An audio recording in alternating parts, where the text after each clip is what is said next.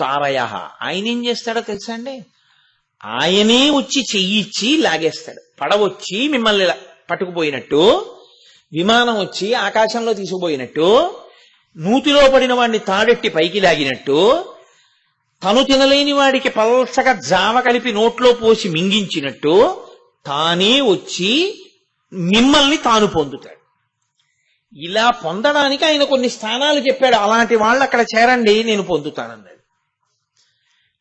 అందులో కాశీపట్టణం ఉంది, విశ్వేశ్వర. అందుకని విశ్వేశ్వరుడు ఆయన ఏం చేస్తూ ఉంటాడు? తారయ.